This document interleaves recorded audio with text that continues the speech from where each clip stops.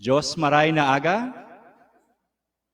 I welcome you on this beautiful Sunday morning. We are greeting you from the beautiful campus of Bicol University.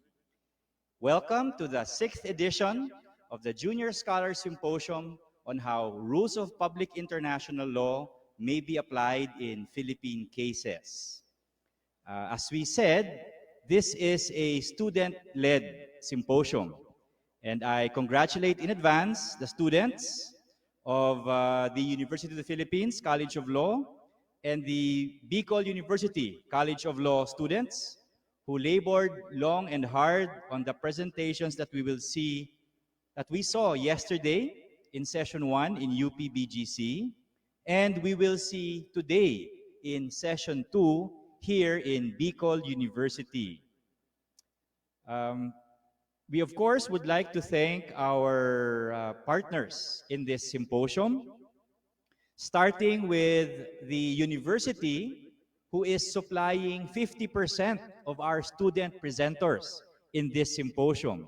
And that is our very strong partner for the past 3 years for the symposium, Bicol University College of Law, led by its Dean, Law Dean Hardy Akende, who will deliver his message later.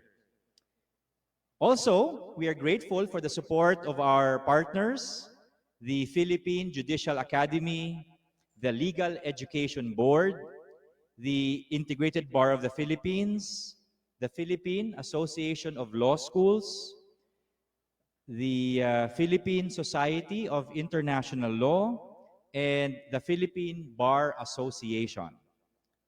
Today is session 2 of our symposium.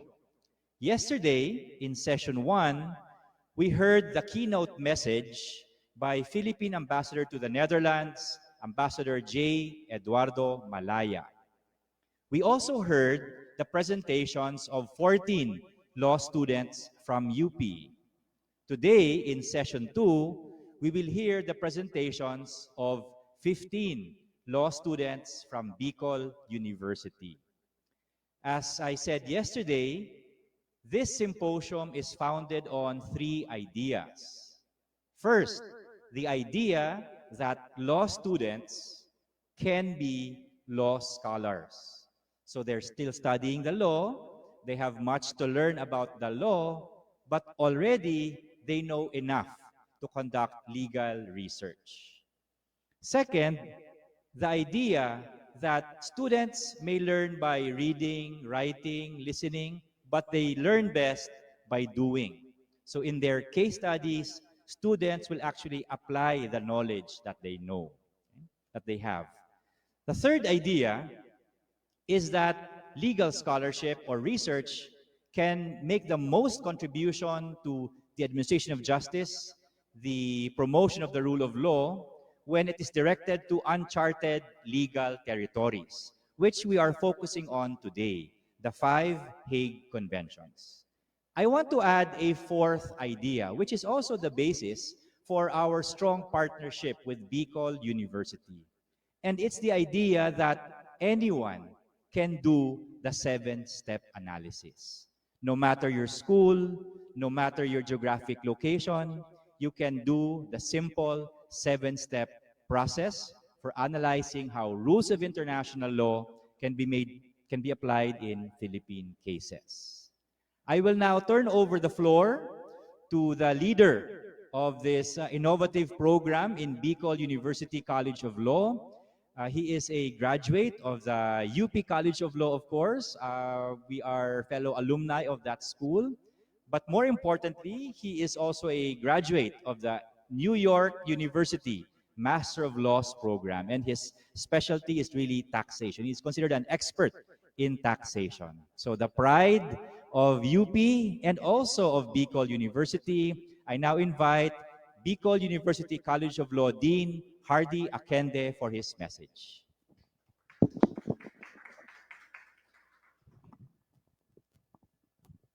Good morning, everyone. And yes, you are correct. It's early Sunday morning here at Bicol University. And considering that our topic for today is international law, we have to be international. I understand early Sunday morning in the Philippines is Saturday night prime time in many jurisdictions. So here we are.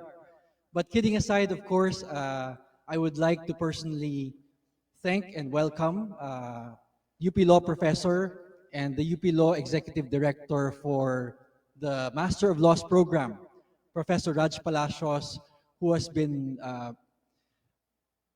generously giving his time to Bicol University in training our students to be junior scholars of public international law.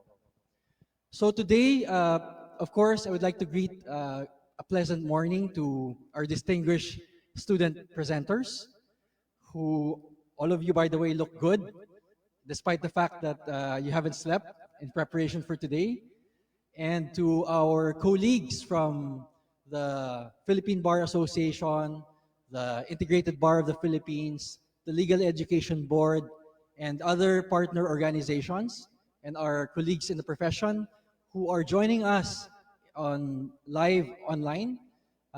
Good morning and welcome in today's symposium.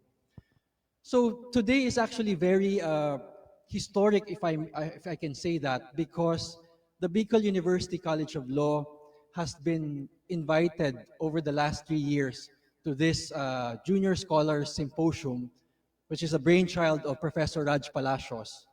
And it's really an opportunity for us to showcase our students and your ideas to contribute to the Philippine legal system. And I say historic because this is the first time in 3 years that we are doing it live here at Bicol University in Legazpi City. So today, before we start, I would just like to share with you a conversation that I had with Professor Raj 3 years ago. I was telling him that as law students, many years back, uh, of course, PIL is a required subject in our study of law.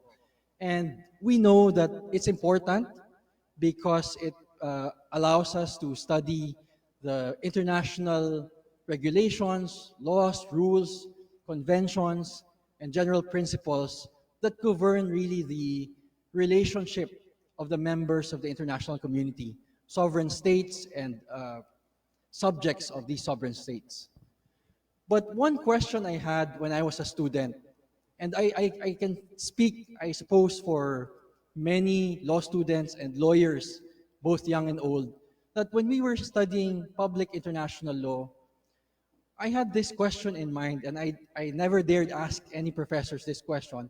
But in my head, I was asking, what is the relevance of PIL if I will be a legal professional who will practice in the Philippines and under the Philippine legal system?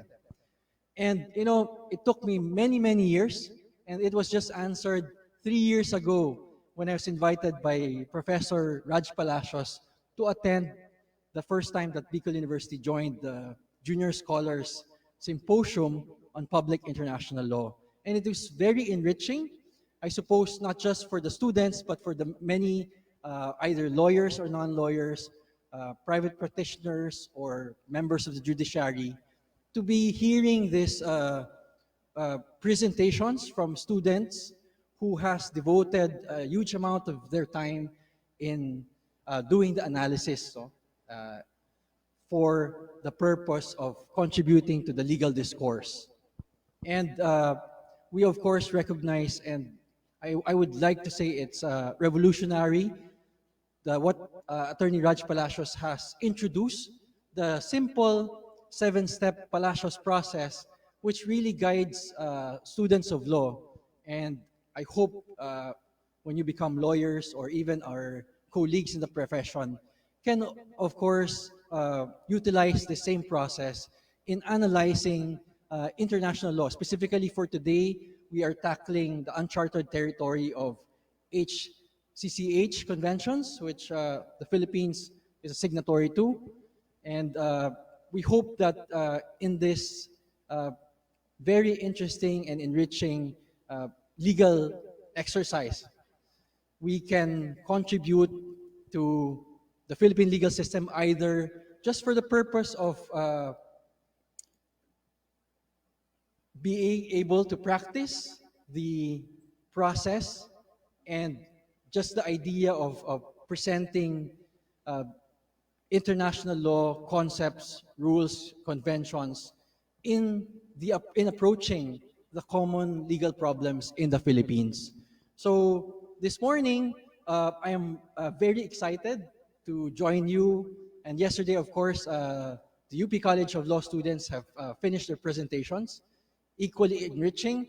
And I hope this activity today will contribute more to the expectation that one day, and I feel like it's gonna happen soon, our legal system will change because slowly lawyers will start to utilize public international law in their arguments when they bring cases to the courts, and hopefully soon also our judges and justices will incorporate it in their decisions that will form part of our jurisprudence. So without further ado, let us proceed to the activity today, and I look forward to your presentations. Thank you very much again, Professor Raj, for this opportunity for all of us. Thank you very much, Dean Hardy Akende, and thank you also for your very effective leadership of Bicol University College of Law. I wish the first batch of bar takers all the best, no, this coming September. So all the best to BU Law bar takers. Okay. So the students have worked long and hard. We started the semester discussing the basic concepts of international law, how rules of international law are created, who are holding rights and obligations under international law, the concept of jurisdiction in international law and immunities, and many other public international law topics. But now, we will apply those concepts and rules to Philippine cases. So each student has crafted, okay? They've exercised creativity. So they have crafted a hypothetical case study. It's a case study involving a legal proceeding before a Philippine court or executive agency, like the labor arbiter, for example. But mostly it's about court proceedings. So it's Philippine court proceedings. So each case study is a story. Now, the stories may be familiar to you because these are stories happening to everyday Filipinos. Okay? So please listen to the stories and listen to the legal arguments of our Bicol University law students on how international law can be applied in Philippine cases. I now invite our first student presenter, the middle of the class, Ms. Michelle Estayan.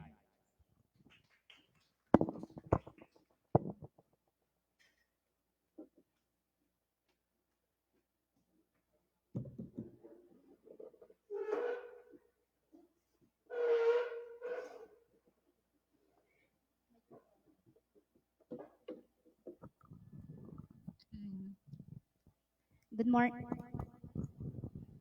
Good morning, everyone. Allow me to first of all allow me to thank our professor, Attorney Palacios. Thank you, sir, for being here with us despite your busy schedule. And we also thank you for all your help throughout this case studies. Thank you. Then thank you also for Attorney to our Dean Akende, for being here with us also. So for my case study, my case study involves an intercountry adoptee who cannot inherit from his or her biological parents by way of intestate succession. So the relevant facts of the case are as follows. Sarah, a Filipino child, was adopted through an intercountry adoption by Lucille, a national of California. By virtue of said adoption, Sarah becomes the legitimate child of Audrey, and the latter becomes the legitimate parent of Sarah. Also, because of the adoption, all of the legal ties between Sarah and her biological parents have been severed. So from then on, Sarah lives in California with her adopted parent. And several years later, Audrey, the biological mother of Sarah, died, leaving no issue to inherit her estate. Neither did Audrey execute a will for the inheritance of his estate. Sarah now returns to the Philippines and then applies for the distribution of Audrey's estate in her favor. However, the Philippine court did not grant said request on the ground that Sarah cannot inherit the estate, as for all intents and purposes, under Philippine law, she is not an intestate heir of the decedent. Sarah now invokes the law on succession of California, which allows succession from both the biological parent and adoptive parent. She also invoked the Hague Convention on intercountry adoption to allow him to inherit through intestate succession from her biological parents. So, given the facts, I submit that an intercountry adoptee be authorized to inherit through an intestate succession from his or her biological parents. So, coming up with this contention, we now apply the 7-step process of finding international law solutions to Philippine law problems to the case at bar. So, for step 1, we identified the Hague Intercountry Adoption Convention, which establishes international standards of practices for intercountry adoptions as the rule of international law. In step 2, we identified treaty or the conventional international law as the formal source of international rule, for it is created through international agreements between states. On the other hand, the material source of the international law is the provision of the Intercountry Adoption Convention itself. In step 3, we identified that the convention is binding upon the Philippines under the international legal system, as the Philippines is a signatory to the convention, which has been entered into force for the Philippines on November 1, 1996. In step 4, we determined that the convention has been domesticated into the Philippine national legal system by way of transformation under Article 7, Section 21 of the Constitution, or the Treaty Clause. The convention has been ratified by the President on January 8, 1996, and was concurred in by the Senate on June 4, 1996. In step 5, we identified that the convention is on the second tier in the hierarchy of rules in the Philippine national legal system.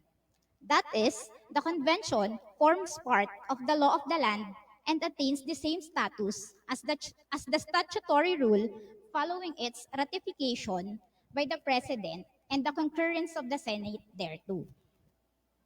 In step 6, we determined that the domesticated convention conflicts with Philippine legal rules.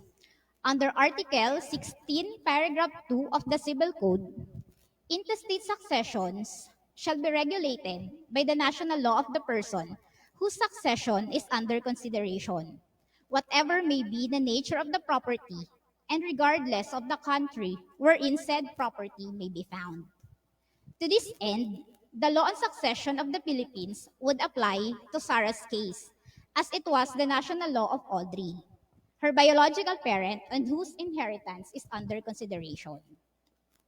And under the Philippine law, particularly Section 42 of RA 11642, or the Domestic Administrative Adoption and Alternative Child Care Act, full parental authority is vested to the adopted parents over the adopted child, and except in cases where the biological parent is the spouse of the adopter, all legal ties between the biological parents and the adoptee shall be severed, and the same shall then be vested on the adopters.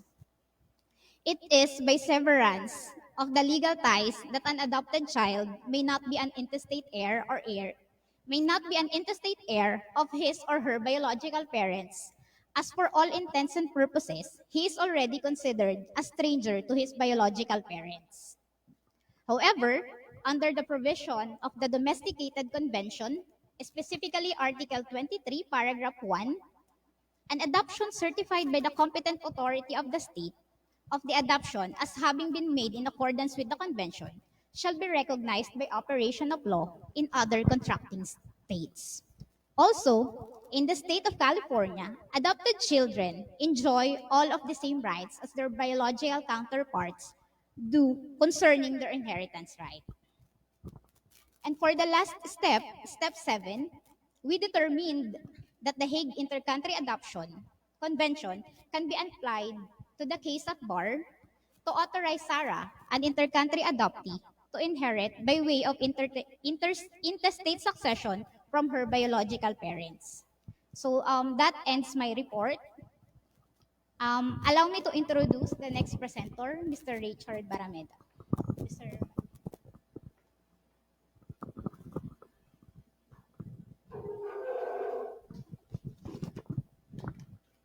Hello.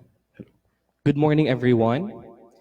This case study involves a foundling, a Filipino 2-year-old child declared to be legally available for adoption. 2 years after, issuance of approval that the child was being matched to an American citizen couples as prospective adoptive parents, who was then required by law to physically fetch the child and stay in the Philippines only for 5 days to allow bonding to occur between and among them. The child was then relocated to the USA and was under probationary pre-adoptive placement for 6 months. Said probationary period is conducted by the Foreign Adoption Authority. Subsequently, the said Foreign Adoption Authority reported that the child was being subject of neglect and abuse. Even though the law so provides for termination of placement and measures to protect the child in cases such would happen during the pre-placement period, the said incident has already taken toll to the physiological and psychosocial development of the child. The Philippines is left with no choice but to wait for the further evaluation report of the receiving foreign state regarding the status of the child, whether he would be transferred to a foster home or possibly a new placement could be made. This instance could probably be prevented if in the level of the child's state of origin, which is the Philippines, the adoptive child and the prospective adoptive parents were assessed thoroughly through giving them time to bond here in the Philippines. The assessment period for such could not be taken lightly. Taken for example, same contracting states, sending states like Peru, requiring 10 to 15 days for prospective adoptive parents to stay in their country with a prospective adoptive child. Poland, which requires for a period of 2 to 6 weeks. Romania, which requires 30 days, while Japan requires for almost 6 months for the prospective adoptive parents to stay in the state of origin for the period of assessment for the bonding.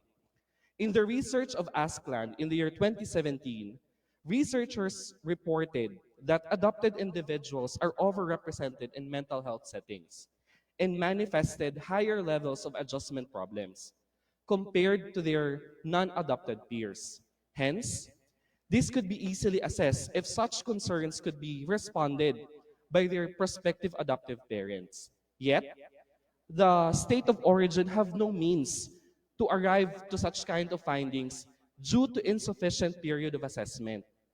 Hague Convention on Protection of Children and Cooperation in respect to intercountry adoption, Article 16, if the central authority of the state of origin is satisfied that the child is adoptable, it shall determine on the basis of particular reports relating to the child and their prospective adoptive parents whether the envisaged placement is in the child's best interest.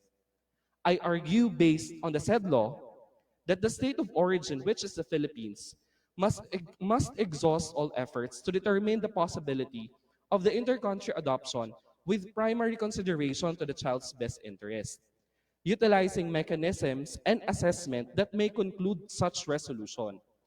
In relation to the approval, it must be based particularly to reports relating to the child and prospective parents. This report could be made out of a thorough assessment and sufficient means to arrive to such recommendation in the child's best interest. Hence, during the physical transfer of the child, the prospective adoptive parents must be compelled to stay in the Philippines with the prospective adoptive child to give ample time for social workers to thoroughly assess the possible bond between and among them. This is not an optional process, as it is for the consideration and reasonable decision for the child's best interest that is crucial and a priority for the child's holistic development.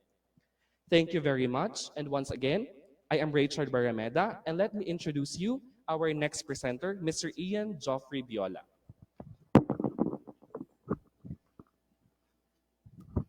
Yes. Thank you, Mr. Barameda.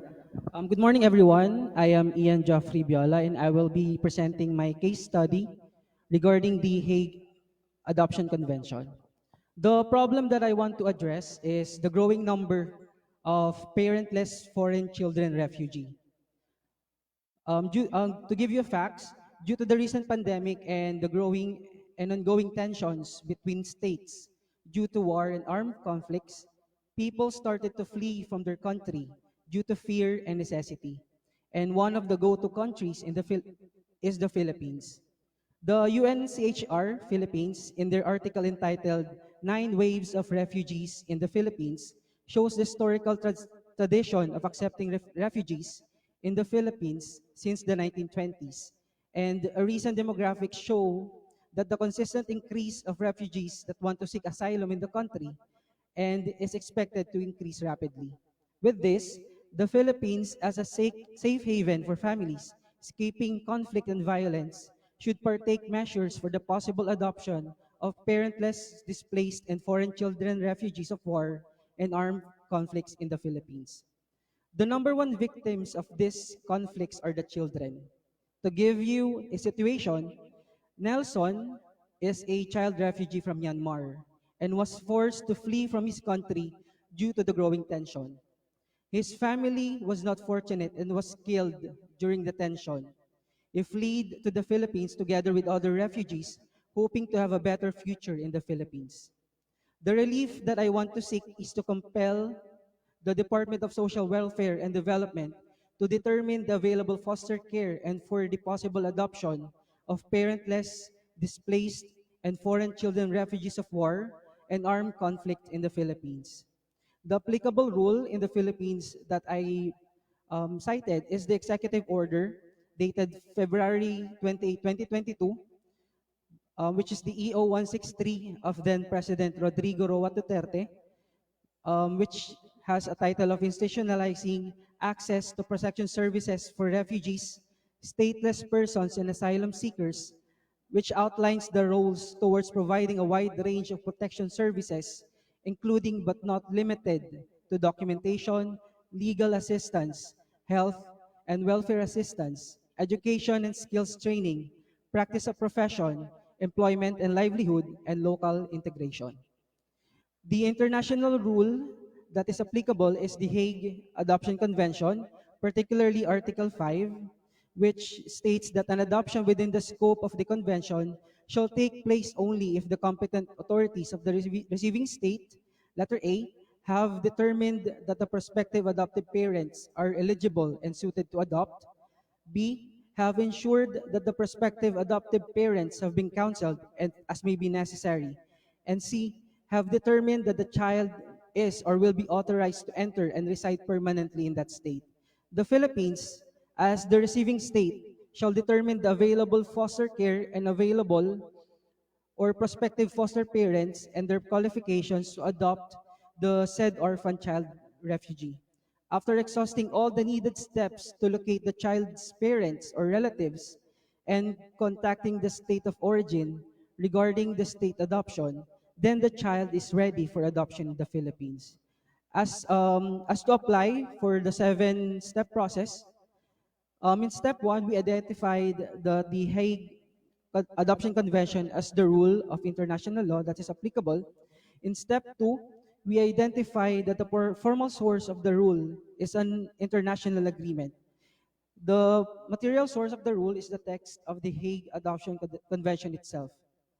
In step 3, we determined that the convention is binding on the Philippines in view of the transformation clause under the Constitution, on which the date of ratification by the then President Fidel V. Ramos on January 8, 1996, and subsequently concurred by the Senate on June 4, 1996. In step 4, we determined that the PIL rule has been domesticated into a Philippine legal rule in the Philippines legal system through transformation as a treaty and was concurred by the Senate. Going to step 5, being an international law embodied in a treaty, the same has a status as a statute, which plays second in the hierarchy of rules in the Philippine legal system, and therefore will have the same effect as such.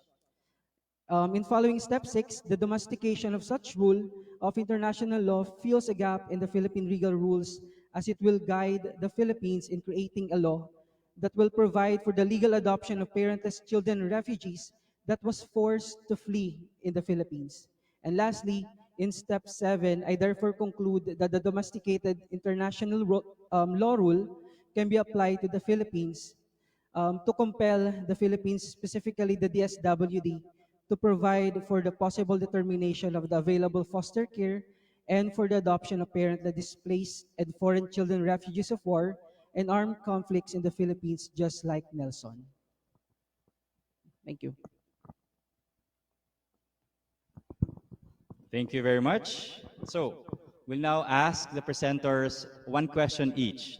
So for our speaker first, number 1, for Michelle, can we flash your slide? Can we flash Michelle's slide?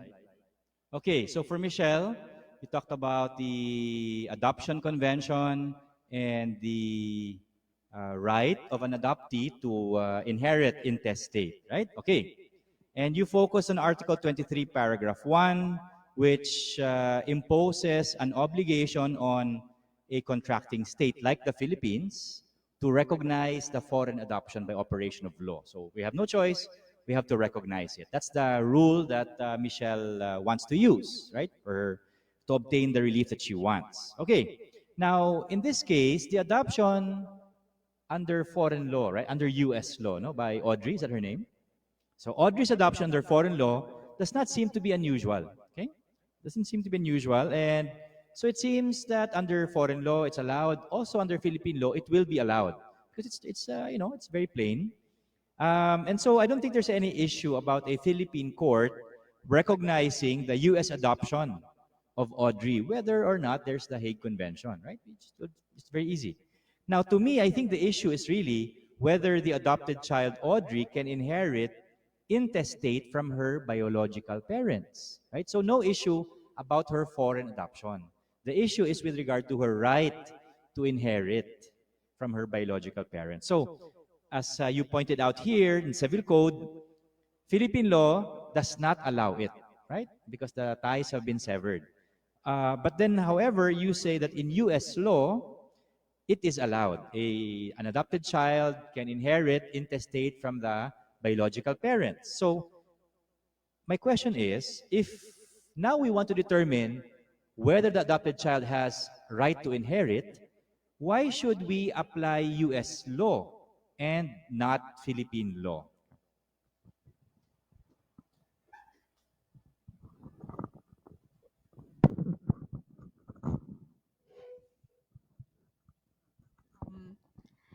Thank you for the question, sir. So in this case, U.S. law should apply as it appears to be more favorable to the adoptee. So under Article 23 of the Hague Intercountry Adoption Convention, an adoption certified by the competent authority of the state of the adoption as having been made in accordance with the convention shall be recognized by operation of law in other contracting states.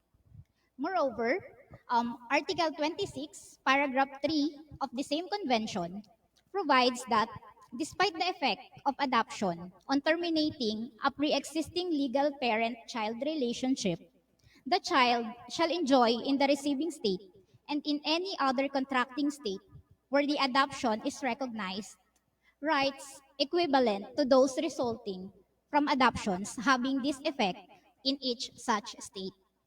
It was also provided that in any of the provision of the law on the contracting state in relation to the succession shall not prejudice the application of any provision more favorable for the child enforced in the contracting state which recognizes the adoption. So that's Okay, thank you. So there are other provisions of the Adoption Convention which we can use to allow Audrey to inherit intestate from her biological parents, notwithstanding the provision of the Civil Code, right? So maybe in the revised version of our presentation, we can put there that other provision of the Hague Adoption Convention. Okay, thank you. Next, for Richard. Okay, can we move the slide, Richard? Okay, Richard. So you're talking about the Hague Adoption Convention also, right? So, and as we said, when we do the 7-step process, we begin with step 1, where we identify the rule of international that we want to use, right? So for you, you want to use Article 16, right, of the Adoption Convention. So if you look at Article 16 says, the central authority shall determine whether placement is in the child's best interest, right? So that's the provision. That's the obligation, to determine whether the placement is in the child's best interest. Now, I noticed that there's Article 16 does not impose a minimum period for bonding, right? That's what you want, right? What you want is a minimum 30-day bonding period in the Philippines. So Article 16, which you want to use to obtain that 30-day bonding period, does not provide for a minimum bonding period. In fact, there's no reference to bonding at all, right? Now, you pointed to Section 42 of the Implementing Rules and Regulations of the Inter-Country Adoption Law. And you said that, you know, this Section 42 requires a very short bonding period, only 5 days. So that's too short. Let's make it 30. And you said, let's use Article 16 to get that 30 days. But when you look at Article 16, it doesn't talk about 30 days, right? So, what now? How now can we apply Article 16 to obtain the relief that we want?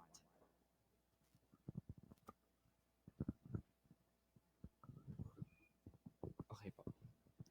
Good morning again.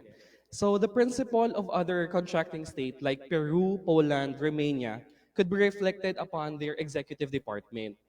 Actually, the Inter-Country Adoption Law, RA 8043, does not actually express the specific day for the prospective adoptive parents to stay in the Philippines. So, using the means to uh, to be able to connect the conflicts between the laws, the IRI, the RA 11, the RA 8043, it highlights the child's best interest, which the same Hague Convention, specifically Article 16, speaking about reports in connection to the child's best interest.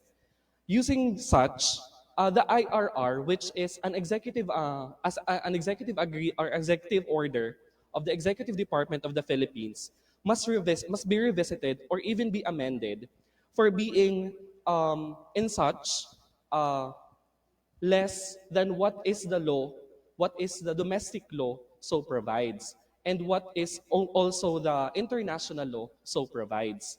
So the IRR must be revisited, and also for the possibility of amendment in connection to the provisions and the MCCs to released by the Inter-Country Adoption Board. Thank you very much, Richard. Next, we'll call Ian. Tama ba?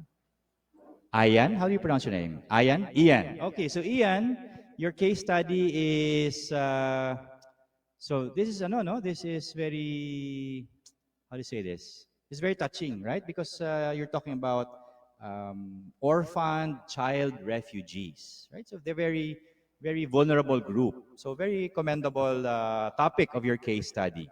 Now, what you want is you want to compel the Department of Social Welfare and Development to determine the available foster care services for these orphaned child refugees, and also you want compel the DSWD for the adoption. Okay, so you want DSWD to place these orphaned child refugees in adoption.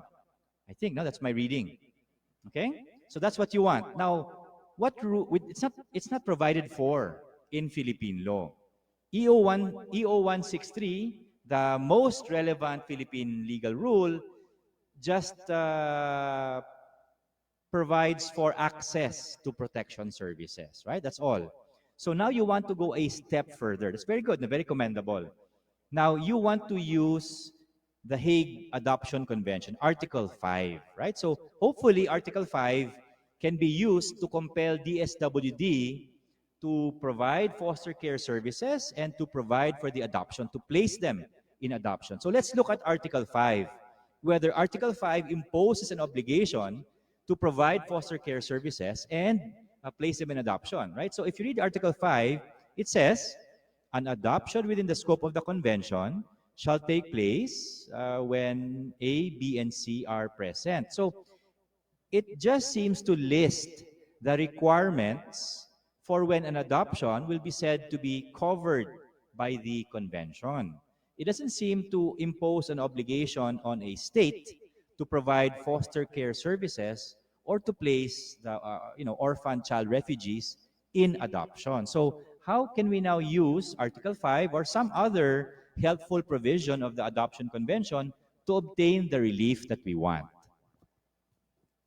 So I'm going to ask the speakers to come closer later, so that you don't have to walk from your seat. Just be here. Yes. Based on my study po, the US already adopted the Adoption Convention in regards to adoption of refugees. So what they invoke is the Adoption Convention, particularly the Hague Adoption Convention, wherein they compelled the US to determine or to exercise every step so that the child will be available for adoption. So they invoked Hague Adoption Convention Article 5 of the Hague Adoption Convention. Thank you for that question, Attorney. Let me call on the next presenter, Mr. Earl Vincent Vista.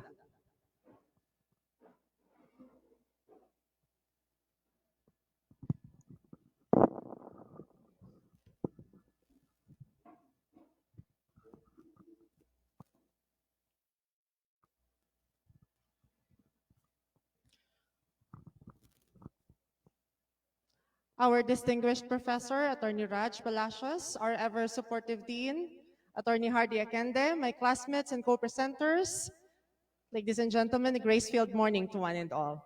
I am Earl Vincent Hernandez Vista, second-year law student of Bicol University College of Law, and today I will be discussing with you a case study on the Hague Adoption Convention, focusing particularly on the recognition by the Philippine courts of the foreign joint adoption by a same-sex couple.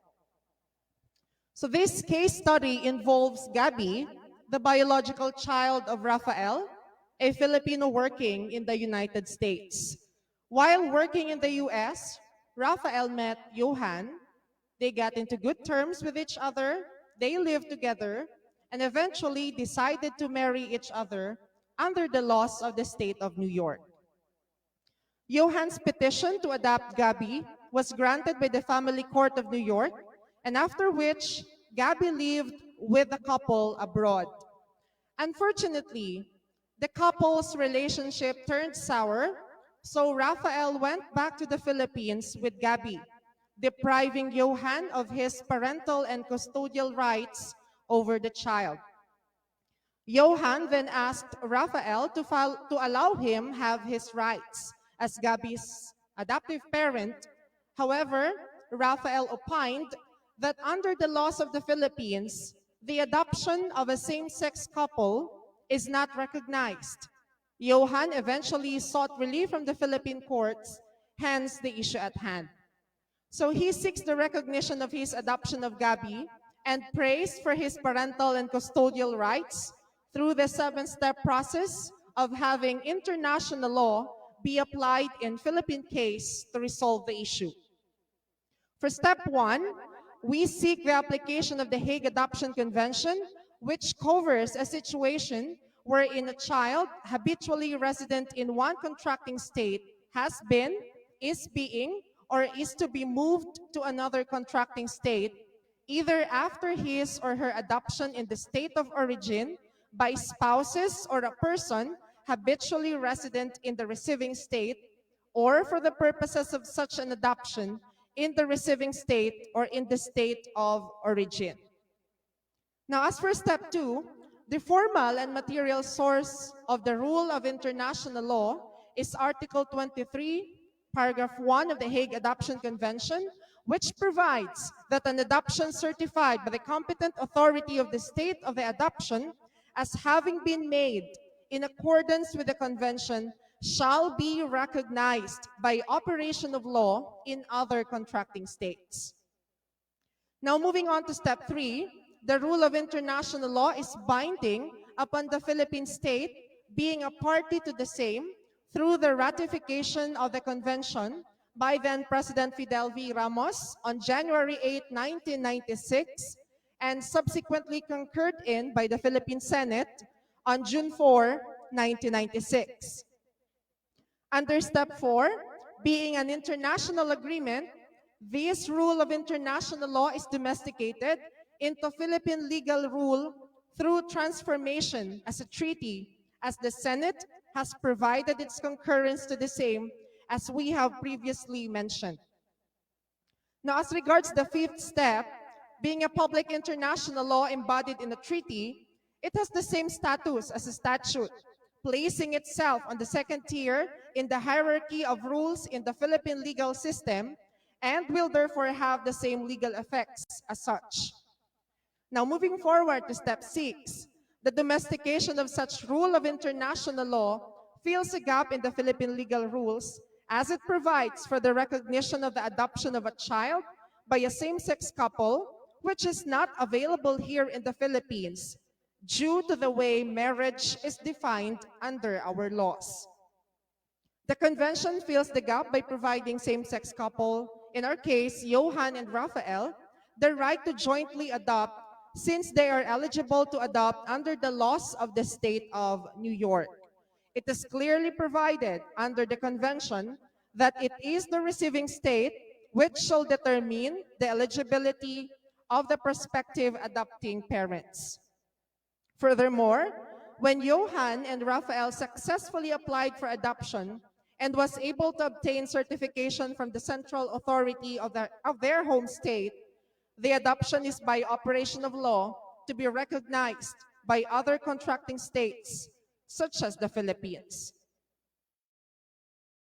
And finally, for step 7, underpinning the salient points of our discussion, I submit that the Philippine court recognized the adoption of Gabby by her adoptive parent, Johan, in view of the Hague Adoption Convention, which clearly provides that an adoption certified by the competent authority of the state of the adoption as having been made in accordance with the convention shall be recognized by operation of law in other contracting states.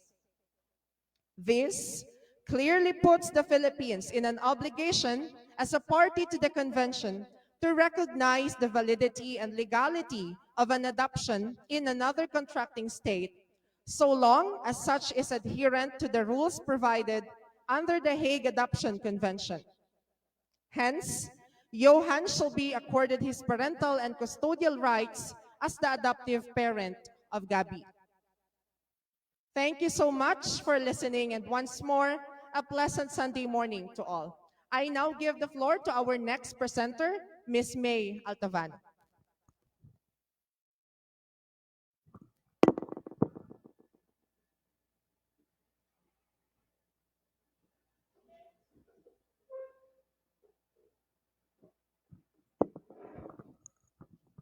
Thank you, Mr. Vista. So, good morning, everyone. Today, I will be presenting my case study, which is the Hague Child Support Convention as basis to compel a foreign spouse to provide spousal support to his former spouse. So this study involves the spouses, Adam Smith and Jamie Gonzalez. Adam is a US citizen, while Jamie is a Filipino, both residing in the Philippines.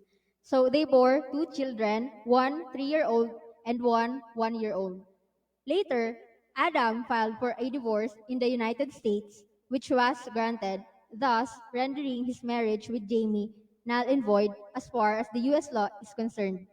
However, under the Philippine law, the marriage is still valid since absolute divorce is not provided in the Philippines. Jamie, having to take care of their two children who are still very young, was unable to go to work and support herself as well as their children. She then filed a petition for support in the Philippines. The court rendered a favorable judgment in favor of Jamie. So Adam then returned to the United States to evade his obligation, contending that under the US law, he is no longer under obligation to provide spousal support. So the relief sought in this case is to compel a foreign national to provide spousal support in relation with obligations arising from parent-child relationship through the recognition and enforcement of a Philippine decision or judgment for spousal support in the United States.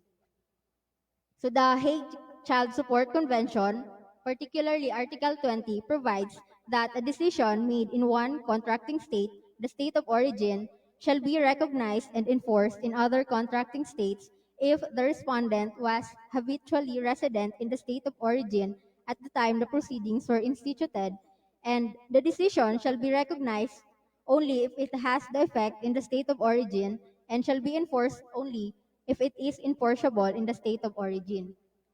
Applying the 7-step process, for step 1, we identified the Hague Child Support Convention as the rule of international law which desires to improve cooperation among states for the international recovery of child support and other forms of family maintenance. For step 2, we identified that the formal source of the rule is an international agreement. The material source of the rule is the text of the Hague Child Support Convention itself. For step 3, we determined that the convention is binding on the Philippines in view of the transformation clause under the Constitution, on which the date of presidential ratification is on June 22, 2022. The convention entered into force and effect in the Philippines on October 1, 2022.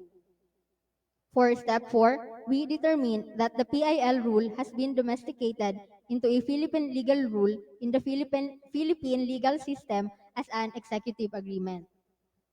For step 5, we identified that the convention is on third tier in the hierarchy of Philippine legal rules, which is in the same level as an executive regulation, a procedural rule, or a local ordinance.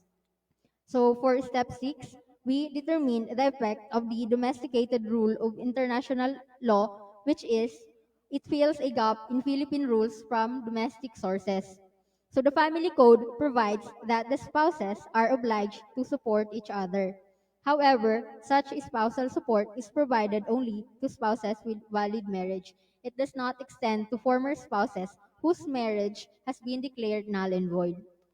So for the last step, step 7, it can therefore be argued that the domesticated international law rule can be applied in the United States to compel the foreign spouse, Adam, to provide spousal support in relation with obligations arising from parent-child relationship to Jamie through the recognition and enforcement of a Philippine decision or judgment for spousal support. That would be all for my presentation. Thank you. I'm May Altavano, and let me introduce the next speaker, Ms. Angelica Dado.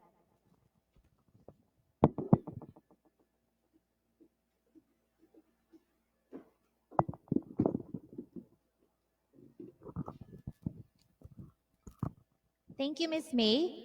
Good morning, everyone. My name is Angelica Dado, a second-year student of the Bicol University College of Law, and today I will be presenting my case study on how the Hague Convention on Child Support will fill in the gap in the Philippine law on providing services necessary in establishing parentage for child support cases. My study revolves around Martina, a 14-year-old child who was left in the custody of her 70-year-old grandmother, Lola Marta, when her mother, Beth, passed away last year due to cancer. Having no way to support herself, she thought of asking support from his father, Martin, a U.S. citizen. According to her late mother, she and her father were schoolmates during college days. They fell in love and had a romantic relationship. However, 2 weeks before their graduation, the two decided to fall apart as they decided to take different ways. The two lost communications. That's when Beth learned that she was already 2 months pregnant. She did not inform Martin of her pregnancy and decided to take care of Martina alone. When Martin learned about Martina, he was hesitant as he was not aware of Beth's pregnancy. He requested for a DNA testing, but the problem is, in the Philippines, data shows that most of the DNA testing services are provided by private institutions. Also, as to the government institutions, it is only the Natural Science Research Institute of the University of the Philippines, Diliman, which is conducting paternity testing in the country. An availability of free and accessible DNA testing for establishing parentage now pose as a problem for Martina. Following the facts of this case, I submit that the Hague Child Support Convention may enable Martina and all others facing the same dilemma to afford a free and accessible DNA testing service by compelling the Department of Health on establishing DNA or paternity testing service in its retained DOH hospitals in the country. Coming up with this contention, we applied the 7-step process. For step 1, we identified that the Hague Child Support Convention is the rule of international law, which is a conventional rule of international law binding upon party state. For step 2, we identified that the formal source of the rule is a conventional international law or treaty as it was created through international agreement between states. And further, the material source of the rule is the text of the Child Support Convention itself, which states that one of the specific functions of the central authorities in relation to application of child support is that they shall take all appropriate measures to provide assistance in establishing parentage where necessary for the recovery of maintenance. For step 3, we identified that the convention is binding on the Philippines as it has entered into force in respect of the Philippines on October 1, 2022, and that is the first day of the month following the expiration of the 3 months after the deposit of its instrument of ratification in accordance with Article 60, Paragraph 2 of the Convention. Further, the Philippines is bounded by these laws as based on the formalities of Article 58 of the said convention, which provide that it shall be ratified and the instruction of ratification shall be deposited with the Ministry of Foreign Affairs of Netherlands. The Philippines deposited its instruction of ratification on June 22, 2022. For step 4, we determined that the convention has been domesticated by way of transformation into Philippine law as an executive agreement, as only the President has signed and sealed its instrument of ratification, and such has not been concurred by the Senate. Step 5, considering that this rule is transformed as an executive agreement, it is in the same level as an executive regulation or rule of procedure which falls under the third tier. Step 6, we determine the effect of the domesticated international law is to fill in the gap in the Philippine legal rules, as under the Philippine law, there is no statute that specifically provides that the government is providing free and accessible DNA or paternity testing. Explicitly, Republic Act 11223, also known as the Universal Healthcare Law, which was signed into law on February 20, 2019, also provides under Section 3B that all Filipinos are guaranteed equitable access to quality and affordable healthcare goods and services only. However, DNA testing is not considered as one of these healthcare service, hence it cannot be availed of, most especially of those who cannot afford of its cost. With that, for step 7, I submit that the international law of the Hague Convention on Child Support can be applied as it specifically states that one of the specific function of the central authorities in relation to the application of child support is that they shall take all appropriate measures to provide assistance on establishing parentage when necessary. With this, the Philippines being a party for the said convention may be compelled through its agency in charge of providing health services, which is the Department of Health, to establish DNA testing laboratories, which will provide free and accessible service on the different DOH retained hospitals in the country to aid in establishing parentage necessary for child support. That concludes my presentation. Thank you and good day. Thank you, Angelica. What's your nickname? Angge? Angie. Okay, so I'll call back Earl. Right? So si Earl. So Earl, your topic is very interesting. Same-sex spouses adopting, right? So we know that in Philippine law, we don't recognize. Well, you can't have a same-sex marriage in the Philippines for sure. But what you're trying to do is somehow you're trying to find a way to recognize indirectly the same-sex marriage, right? So that's very interesting. So judges, practitioners, you may want to listen to the response of Earl, huh? And you may want to look at his case study. And the abstract summary of his case study is on the Facebook page, right? So, so for us, when we do a seven-step analysis, we begin with step one. We identify the rule. Okay, so your rule is Article 23, Paragraph 1. Article 23, Paragraph 1 imposes an obligation on a contracting state, like the Philippines. Right? And our obligation under Article 23, Paragraph 1 is for us to recognize the foreign adoption, provided it's certified. Right? So in your case, I think there was a certification. So now, Philippines is obligated to recognize this foreign adoption by a same-sex couple. Right? So, but then you pointed to Article 184 of the Family Code, which says aliens generally, as general, are disqualified from adopting, but probably they can be allowed to adopt in accordance with the inter-country adoption law. So my first question is, are same-sex couples authorized under the Philippine inter-country adoption law to jointly adopt? Because I think the key here is the joint adoption, not adoption per se. No? So does Philippine inter-country adoption law allow that? The joint adoption by same-sex spouses? Second, if Philippine law does not allow it, can we now invoke Article 23, Paragraph 1 to say, hey, Philippines, we have an obligation to recognize this joint adoption by the same-sex couple. Okay? Now, if indeed Article 23, Paragraph 1 requires us to do that, if I'm a judge, I'm thinking, wait, Article 23, Paragraph 1 is a provision in an international agreement. So, okay, it requires the Philippine state under international law to recognize that joint adoption by the same-sex couple, but how about me? I'm a judge. Am I also required by Article 23, Paragraph 1 to recognize this joint adoption by the same-sex couple? Or can I just say, no, it's not me. It's just the Philippine state under international law. Okay? So those three questions.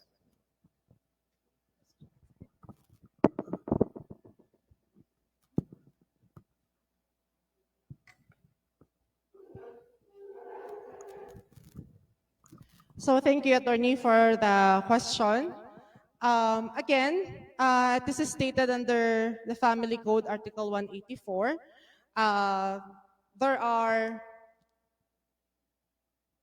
There's actually a list there of the aliens. Our general rule is that aliens are not allowed to adopt, but there are some cases or instances wherein an alien may be allowed to adopt in cases wherein it's a former Filipino citizen who seeks to adopt a relative by consanguinity. Second, one who seeks to adopt the legitimate child of his or her Filipino spouse. So our case would fall under this one. However, under our laws, same-sex marriage is not allowed in the Philippines. So here we will be having a problem because letter B here points out to a case wherein the child would be adopted by the foreign partner of a Filipino. However, since we do not recognize same-sex marriage, again, that would be a problem in our case. But we have here the last paragraph which says, aliens not included in the foregoing exceptions may adopt Filipino children in accordance with the rules on inter-country adoptions as may be provided by law. Now, what's interesting about the Hague Convention is that although RA 8043 does not allow joint adoption by same-sex spouses, because again of the way marriage is being defined in our laws, under the Hague Adoption Convention, when the two contracting parties enter into the adoption process, it is specifically provided there that it is the duty of the receiving the receiving state to determine the eligibility of the adopting parents. It is nowhere mentioned in the convention that it would be the sending state, in our case the Philippines, who would determine the eligibility of the adopting parents. So in our case study, it was certified by the Central Authority of the United States. Therefore, they have determined that the parents are eligible to adopt. That's why they have granted the adoption. The only thing that the Philippines has to do there, in my analysis, is to determine the fitness of the adoptee or of the child. That is mentioned under Article 16, if I'm not mistaken, of the Adoption Convention. So Article 23 allows, in a sense, that under Article 15 of the Convention, it is the receiving state's obligation to determine eligibility of the adoptee. Again, it is not the role of the sending state to determine the eligibility of the adopting parents. So the sending state's obligation is to determine only the fitness of the adoptee under Article 16. And for the last question, which puzzled me out, really, attorney, if it's clear that under Article 23, it imposes an obligation on the state and not the courts. However, I suppose it logically follows that if a state is obligated to follow this certain provision under international law, then the organs of the state which operates under the state should also follow. Thank you.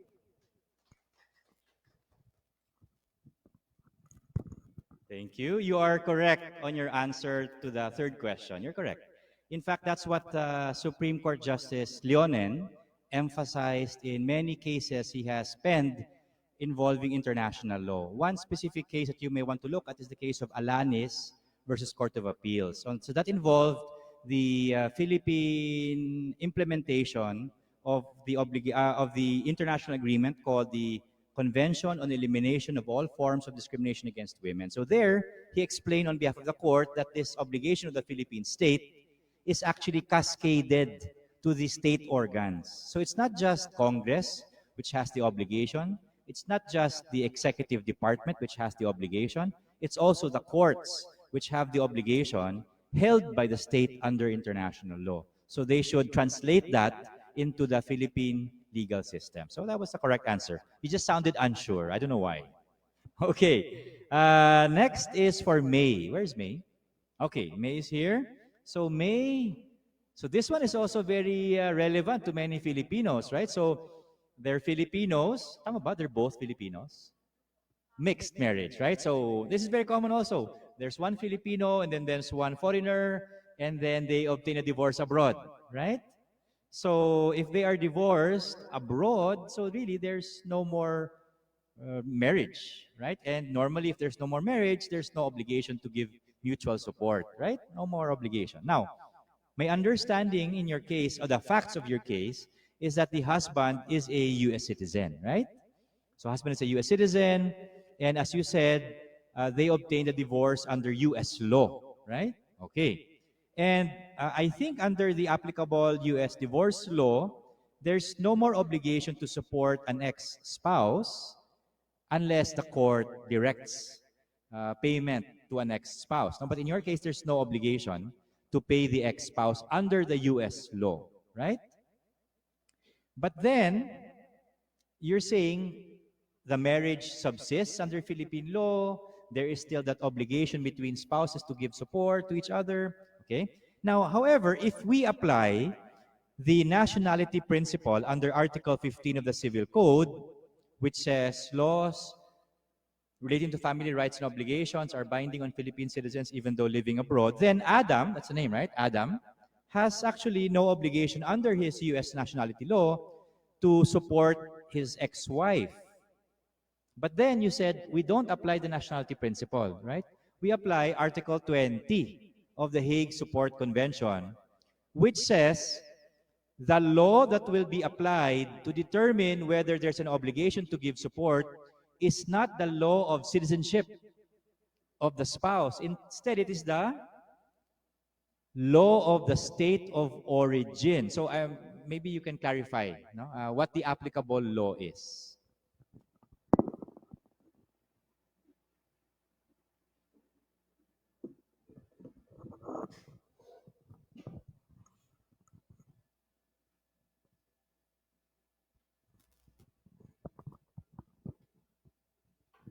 So thank you for the question, attorney. So in this case, since under the U.S. law applying the nationality principle, Adam is no longer under any obligation to support his former spouse. However, under the Philippine law, their marriage is still valid since there is no absolute divorce in the Philippines. So since in the Philippines their marriage is still valid, the former spouse may apply for a petition in the Philippine court for spousal support given that she is still entitled to the same under the Philippine law. So under Article 20 of the Hague Child Support Convention, a decision made in one contracting state shall be recognized and enforced in other contracting states if the respondent was habitually resident in the state of origin that when the proceeding was instituted, and the decision shall be recognized only if it has effect in the state of origin and shall be enforced only if it is enforceable in the state of origin. So, in this case, at the time the proceeding was instituted by the former spouse in the Philippine court, they are both still living in the Philippines, so they are both habitual residents of the Philippines, which complies with 1A of Article 20. And under Article 20, Paragraph 6, since under the Philippine law, the spousal support has the decision of the Philippine court for the grant of spousal support to the former spouse, Jamie, has the effect and it is enforceable in the state of origin, which is the Philippines. Therefore, Adam can be compelled in the United States to provide spousal support under the Hague Child Support Convention.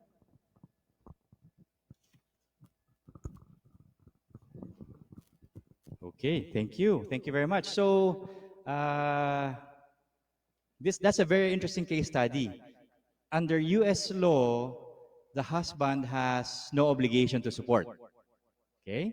So if you just apply the nationality principle, so this one is interesting for judges and lawyers, no? If you just apply the nationality principle, the husband has no obligation. However, what's the name of the wife, the ex-wife? Jamie was very smart. What she did was, she did not have the foreign divorce recognized in the Philippines. So yes, they're divorced under foreign law, under U.S. citizenship, U.S. law. The U.S. citizen has no obligation to support, but the foreign divorce is not recognized in the Philippines, so their marriage is still subsisting in the under Philippine law. And while still subsisting, not yet recognized, she obtained an order for support. And now she wants to enforce this order of support in the U.S. Right? Actually, very interesting, yeah. So notwithstanding the application of nationality principle, it's still possible to compel the U.S. citizen to pay child support. That's actually very interesting, huh? Yeah, okay. Sige. Thank you. Next, so we have Angie. Angie. Okay, so ito marami rin problema dito, no? Mga hindi ma-establish yung, I think when you say parentage, you're talking about paternity, right? Because I think there's no issue about maternity. No? It's very clear who gave birth, right? Or hindi rin malinaw yun? I mean, no, I'm sure we can find out who gave birth, right? which person gave birth and who is the mother. That's very easy. So maternity is not a problem. It's really paternity, right? Or maybe na-switch yung mga bata sa hospital. So now you want to know, talagang mother ba niya talaga to? Maybe. Maternity also. Okay, but now you're focusing on, in your case study, it's the father, right? It's the father. Okay. So what we want is, so the problem is there are no DNA test labs. We want to compel DOH to build these DNA labs. And you want to use Article 6.2 of the Child Support Convention. So let's read Article 6.2 to determine whether we can use Article 6.2 to compel DOH to build those DNA labs. So number one, Article 6.2 says, take all appropriate measures. So to me, well, my impression regarding that phrase is that it seems that the obligation is merely to exert best efforts, right? Take all appropriate measures. I don't know, my reading is just, best effort lang. Second, it says in H, provide assistance in establishing parentage. It does not specifically require the establishment of DNA labs. So how can we now use Article 6.2 to obtain the relief that we want? No? Yeah.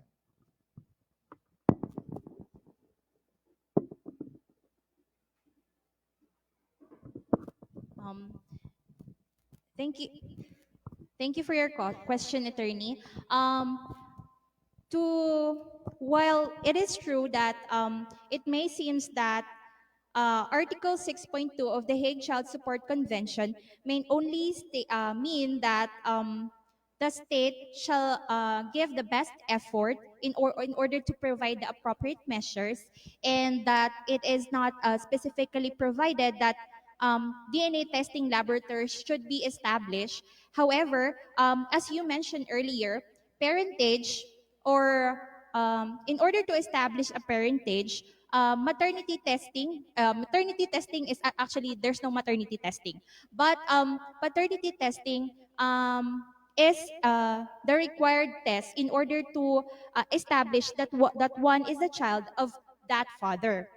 So in my study, while that statement seems vague, however, establishing DNA testing laboratories in the different DOH retained hospitals may not be just for the use of child support cases, but also for those who will be needing the DNA testing services. Actually, with the establishment, or with the approval of the Universal Healthcare Act, the Philippines is not only adding additional healthcare services for Filipinos, but only adding different health services such as cancer treatment facilities, and so HIV testing laboratories. And so DNA testing might also be one of those services that can be added and the Hague Child Support Convention is an appropriate tool to help, or to ensure that DNA testing laboratories will be established.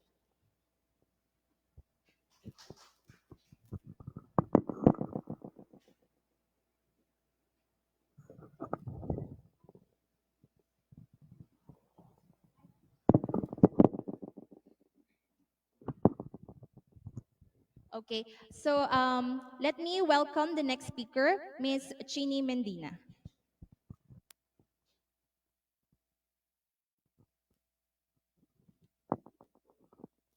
Good day, everyone. I am Chini Mendina, a second-year student of the Bicol University College of Law. Good day, everyone. My case study is about the application of an international law to solve the Philippine problem of insufficiency of legal assistance. According to the World Health Organization funded study, there is an estimated 14 to 15 million solo parents in the Philippines. However, according to the 2022 accomplishment report of the Public Attorney's Office, there are only 2,505 authorized positions for public attorneys. Now, with a vast number of solo parents in the country as compared to the public attorneys, it would not be possible to accommodate the solo parents even if only a portion of them seek legal assistance. Now, in order to address this disparity, the PAO has entered into various memorandum of agreements with the Department of Social Welfare and Development and the Integrated Bar of the Philippines. However, would this be enough to accommodate all child support applicants? Now, in this hypothetical case study, a group of solo parents with spouses living in the United States of America went to the Public Attorney's Office, the Department of Social Work and Development, and Integrated Bar of the Philippines to seek free legal assistance in their application for child support. However, they were not accommodated as the said bodies already had their hands full in processing documents for the child support application of those who came first to seek their assistance. They said that because of the heavy paperwork needed to process the application documents, these solo parents now have to wait for months for them to seek legal assistance. Thus, the solo parents went to the Bicol University Legal Clinic to seek legal assistance. However, the university refused, saying that under the rules for child support as issued by the Supreme Court, it is the public attorney's office who is mandated to provide legal assistance. Now, learning that the University of the Philippines Law Center has entered into a memorandum of agreement with the DSWD to provide legal assistance for applicants of child support, the said solo parents now come to the court to compel Bicol University Legal Clinic to provide legal assistance for child support applicants. Now it is argued that based on the Hague Child Support Convention, the state is mandated to provide effective access to procedures arising from applications by providing legal assistance. Thus, if the present access to the procedures as provided by Philippine laws are not effective, then the state must provide access to procedures which are effective. Thus, the legal clinics of law schools must be compelled to provide legal assistance to them. Now, is this argument tenable? Can an international law be used to provide solutions to a Philippine problem? Let me convince you. Let us examine through the application of the seven-step process of finding international law solutions to Philippine law problems. Now, the step one of this is to identify the PIL rule. Now, this is identified as the Hague Child Support Convention. Now, according to Article 14 of such convention, the requested state shall provide applicants with effective access to procedures, including enforcement and appeal procedures arising from applicants under this chapter. Now, to provide such effective access, the requested state shall provide free legal assistance. Now, we can say in this identification of the PIL rule that this Hague Child Support Convention is applicable to our case. Now, in order to see that it is really applicable to our case, let us go further the next steps. The next step is to identify the formal and material sources of the PIL rule. Now, the formal source of a PIL rule is important to determine in order to know the manner of how it must be domesticated. Now, in this case, in the Hague Child Support Convention, the formal source is the International Convention. Now, the material source is a text of convention on the international recovery of child support and other forms of family maintenance. Now that we have determined what is the formal source and what is the material source of the PIL rule, we should also determine, is this PIL rule binding upon the Philippine state under the international legal system? The answer is yes.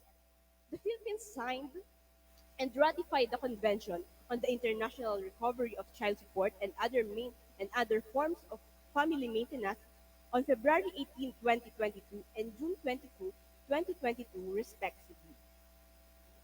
So the Philippines as a signatory and has ratified this convention, it means that it is binding upon the Philippines.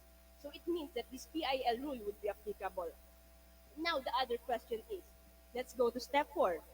We should determine whether this PIL rule has been domesticated into a Philippine legal rule in the Philippine legal system. Now, in this case,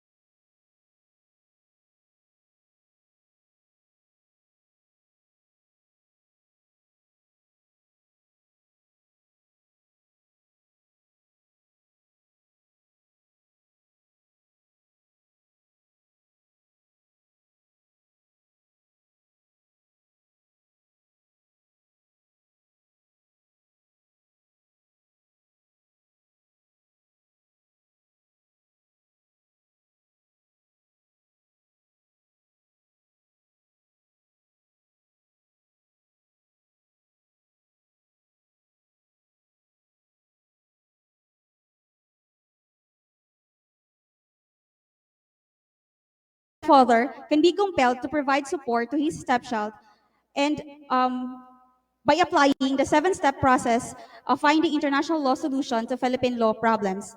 So first, we identify the PIL rule and whether the same is a binding rule. So the applicable international rule is the Hague Convention of the International Recovery of Child Support and Other Forms of Family Maintenance, which was adopted on November 23, 2007. The second step is we identify the source of the Hague Convention on Child Support. The formal source is the International Convention or a treaty, and the material source is the text of the Hague Child Support Convention. The step 3 is we identify if this international rule is binding on the Philippines. So this Convention on Child Support was signed on February 18, 2002 and ratified on June 22, 2022 and entered into force on October 1, 2022. And how was this rule domesticated? So we identified that the Hague Convention on Child Support is domesticated through transformation by the ratification of the President on June 22, 2022. Through this domestication, what is the place in the Philippine hierarchy rule of this convention? So the convention was embodied in an executive agreement, valid and effective after the presidential ratification. Thus, has the same status as a rule embedded in an executive regulation on the third tier in the hierarchy of rules in the Philippine legal system. Through this domestication, what is the effect? By domesticating the support convention, the Philippines has filled in the gap of its legal rules regarding the obligations of step-parent to provide support. For under our Philippine law, specifically the Family Code, Article 195, subject to the provisions of the succeeding articles, the following are obliged to support each other to the whole extent set forth in Article 195. The legitimate ascendants and descendants, the parents and their legitimate children, and the illegitimate children of the latter, the parents and their illegitimate children, and the legitimate and illegitimate children of the latter. Now, for step 7, we apply this domesticated rule in the Philippine case. So if a decision has been rendered in a contracting state under the convention ordering the step-parent to provide support for his or her stepchild, the domesticated convention can be invoked in the Philippines. The domestication of the convention into the Philippine legal system establishes the enforceability of such decisions and provides a mechanism for compelling individuals or step-parents like Ben to fulfill their support obligation. So through this scenario, Ben can now be compelled to provide support to his stepchild. So thank you. And now allow me to introduce the next presenter, Ms. Mary Rose Sasota.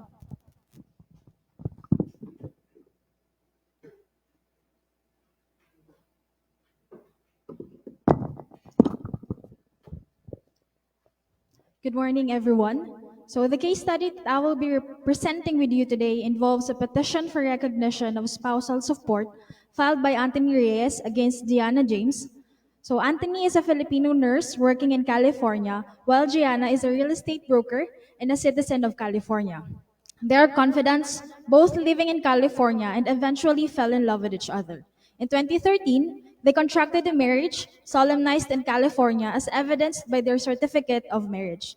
The marriage of Gianna and Anthony is considered valid under the Philippine law provided in Article 26 of the Family Code. However, after almost 10 years of marriage, Gianna and Anthony had misunderstandings that can no longer be reconciled despite best efforts. Thus, Anthony decided to file a petition for the dissolution of their marriage before the Court of California, to which was later on granted. Under the Philippine law, the decree of dissolution obtained by Anthony is valid. And the decision of the Court of California, Gianna, who is earning more than Anthony, was ordered to provide a spousal and maintenance support in favor of Anthony. Anthony came back in the Philippines, believing that Gianna will pay for his maintenance. However, upon the demand of Anthony, Gianna avoided her obligation, contending that under the Philippine law, a spousal support is likewise terminated upon finality of the dissolution of marriage. Hence, she is not obliged to provide any support to Anthony. Thus, Anthony here is constrained to file a petition for recognition and enforcement of a foreign decision in the Philippine court. So the relief sought in this case is to compel Gianna, the former spouse of Anthony, to pay for the latter's maintenance. The Hague Support Convention, specifically Article 20 thereof, provides that a decision made in one contracting state, which is the state of origin, shall be recognized and enforced in other contracting states. If the respondent was habitually resident in the state of origin at the time of the proceedings were instituted, and it shall be recognized only if it has effect in the state of origin, and shall be enforced only if it is enforceable in the state of origin. Applying the seven-step process in this case, as for the step 1, we identified the Hague Child Support Convention as the rule of international law which desires to improve cooperation among states for the international recovery of child support and other forms of family maintenance. As for the step 2, we recognize that the formal source of the rule is an international agreement. The material source of the rule is the text of the Child Support Convention itself. In step 3, we determined that the convention is binding in the Philippines in view of the transformation clause under the Philippine Constitution, on which the date of the presidential ratification was on June 22, 2022, without the need of the Senate concurrence because the Philippines, through the President, has acceded to the international agreement by signing the agreement and being a member thereof. As for the step 4, we determined that the PIL rule has been domesticated into a Philippine legal rule in a Philippine legal system as an executive agreement.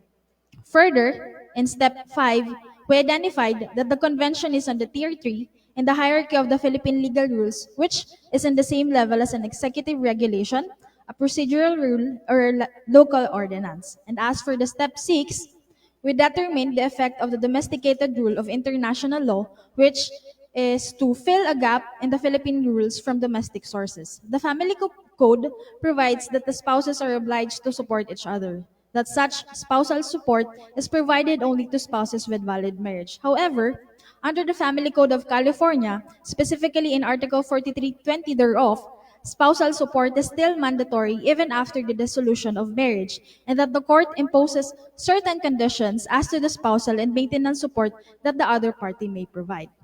And finally, on step 7, it can be maintained that domesticated international law rule can be applied in the Philippines to compel the foreign spouse, which is Gianna, to provide maintenance and support to Anthony through the recognition and enforcement of a foreign decision or judgment for spousal support. So that ends my presentation, and may I call on Ms. Jessamay Belason as our next speaker. Thank you.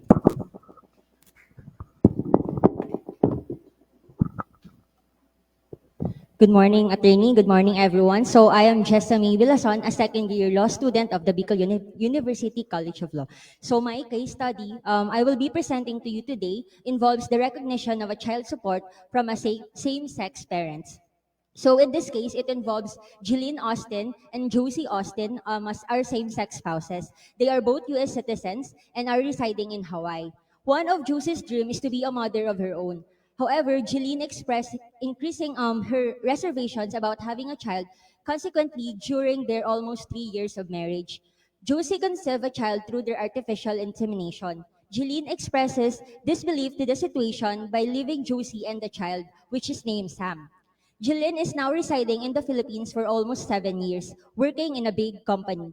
Jeline, for almost 7 years in the Philippines, only provided support to Josie, but not to Sam. Josie died, hence leaving Sam, her daughter, alone. Sam went to the Philippines to ask support from Jeline, but the latter refused to do so. Jeline invoked that she is not a biological parent of Sam, and she did not consented on the artificial insemination of Josie. Hence, she is not obligated to give support to Sam. Hence, now Sam comes to the Philippine court to file an action against Jeline. I submit, in accordance to these facts, that the Hague Convention of the Child Support, specifically under Article 10, can provide relief to Sam by compelling Jeline to provide support to her as a biological daughter of Josie, her spouse, by applying the 7-step process of analysis. Although under the Philippine law, the rights and obligation of same-sex spouses and parents are not yet recognized, Jeline, a same-sex spouse, is presumed to be the parent of Sam and will be presumably on the book on the hook of the child support as well under the Uniform Parentage Act and Marriage Equality Act of the Aloha State. To apply the said convention on the case here in the Philippines, let's now proceed to the 7-step process of analysis. So the first step, the international rule that I'll be applying is the Convention on the International Recovery of Child Support and other maintenance and other forms of family maintenance.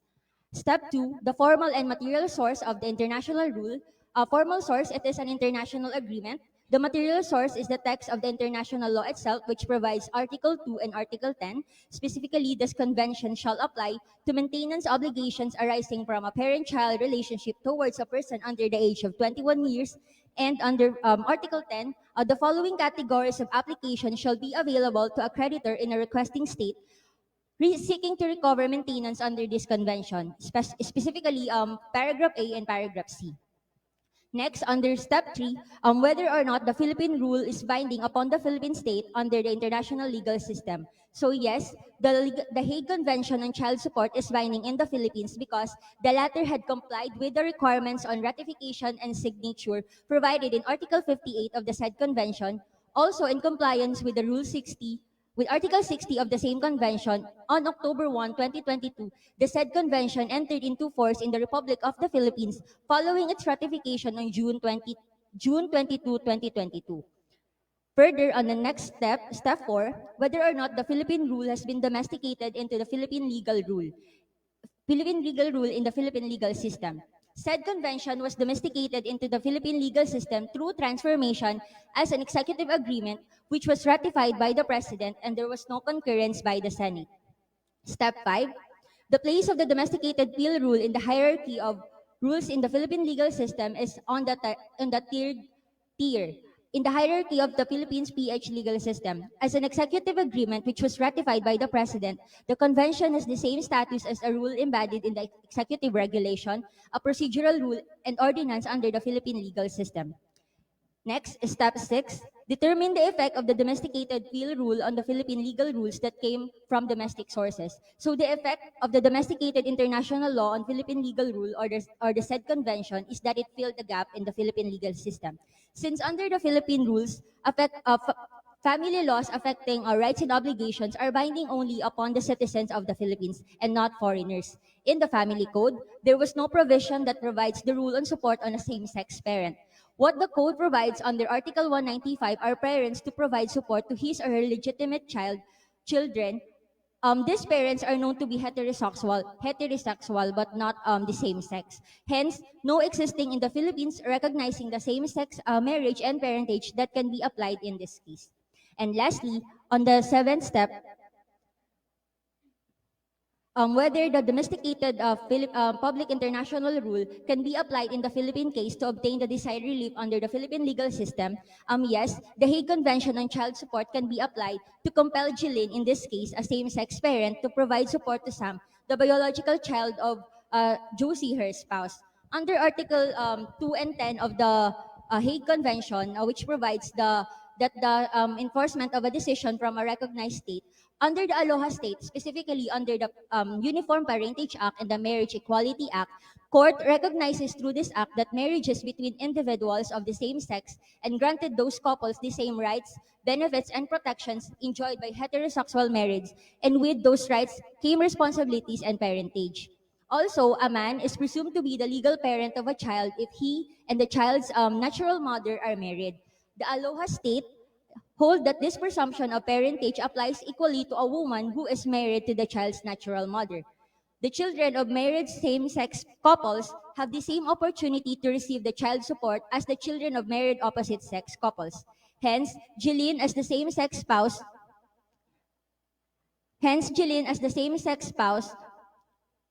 of Josie is obligated to provide support to Sam since under the Aloha State law, she is presumed to be a legal parent of Sam since she and Josie are married when Sam was born. Therefore, under Article 10 of the Child Support Convention, Sam can ask the Philippine court to enforce or establish a decision from the requested state, which here is the Hawaii court, to compel Jillian residing here in the Philippines to provide support to her as a legal parent. Thank you, everyone, and that concludes my study. Have a great day. So the next presenter will be Miss Mary Grace Belva.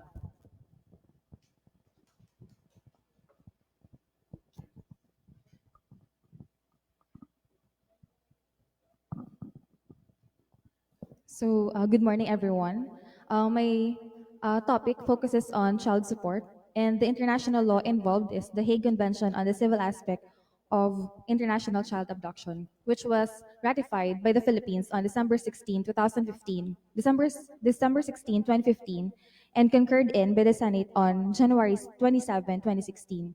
The same convention has the same effect as a statute by virtue of such a domestication falling under the second tier. Under the Philippine laws, specifically in the second paragraph of Article 213 of the Family Code, or the so-called tender age presumption, no child under 7 years of age shall be separated from the mother unless the court finds compelling reasons to order otherwise. The general rule is recommended in order to avoid many a tragedy where a mother has seen her baby torn away from her. No man can sound the deep sorrows of a mother who is deprived of her child of tender age. In the case of Masbate versus Lucio with GR number 235498, the Supreme Court had the occasion to explain that the tender age presumption elucidated under the second paragraph of Article 213 of the Family Code applies to situations where the parents are not married to each other. The court ruled that such provision does not distinguish between legitimate and illegitimate children, and hence does not factor in whether or not the parents are married, in declaring that no child under 7 years of age shall be separated from the mother unless the court finds compelling reasons to order otherwise. The court further ruled that even a child of tender years may be granted the custody of someone other than a mother if this serves the child's best interest. Thus, the best interest of the child remains paramount. As provided in the case of Pablo Gualberto versus Gualberto,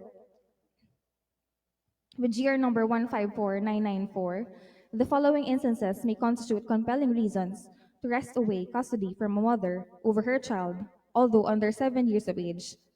Number 1, neglect, abandonment, unemployment, immorality, habitual drunkenness, drug addiction, maltreatment of the child, insanity, and affliction with a communicable disease. A problem now arises when a foreign mother takes her child from her common law partner when their relationship ended and brings such child to the Philippines. The foreign law father now asserts his custody right over his child that is brought to the Philippines by her mother by claiming that he is granted such right in the state of habitual residence of the child through a legally binding agreement or a decision rendered by the court of such country. In the Philippines, the relevant law in relation to this matter is Article 213 of the Family Code, which states that no child under 7 years of age shall be separated from the mother unless the court finds compelling reasons to order otherwise. Here, we can see that under our laws, nothing is mentioned in relation to the award or recognition of custody rights of a foreign parent over his child when such child was abducted and brought to the Philippines by her mother. Further, the application of this provision in the case at bar would work injustice as when such foreign parent was denied custody rights over the child by the mother by bringing such child in a country such as the Philippines, whose laws grants the custody of a child under 7 years of age to the mother. This can lead to a situation where the laws of other countries may be utilized by other nationals as a means to circumvent or escape from the operation of the laws of his country, or otherwise cause prejudice by preventing others from exercising their rights to their advantage, such as in this case, custodial rights. Under the rule of international child abduction,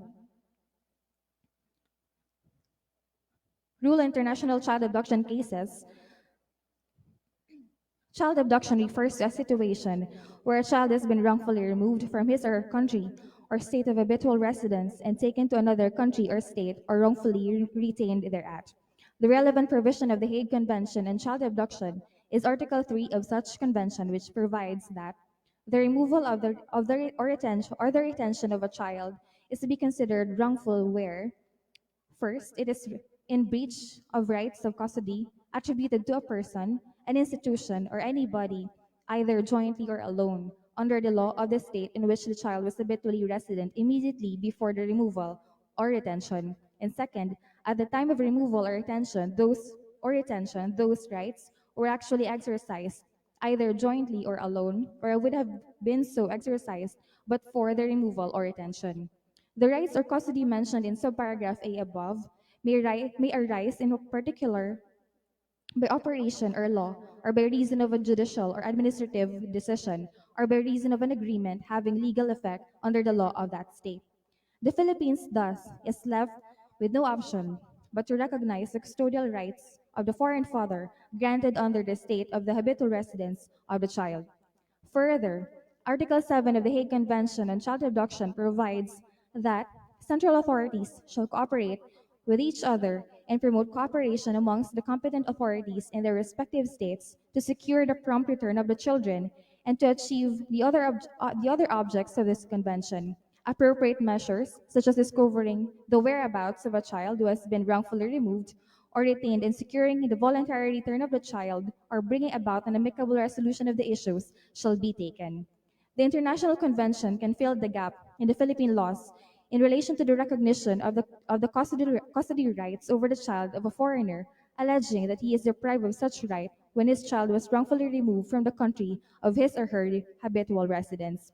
Thus, this convention can be used to compel the foreign mother to return the child to the habitual residence to allow her common law foreigner partner to exercise custody rights over the child. So this ends my presentation. I now call on the next presenter, Ms. Diana Gallinera.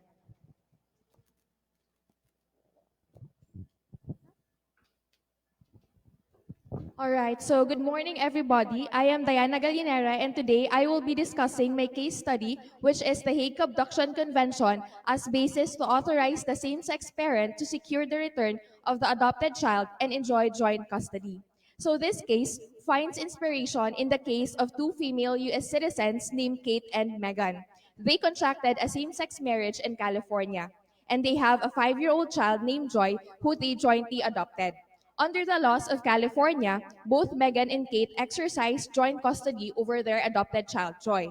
And for years, California served as the state of habitual residence of the family. However, due to certain disagreements as to parenting, this prompted Megan to take drastic steps. And so, without the consent of Kate, Megan removed Joy from California and brought her into the Philippines.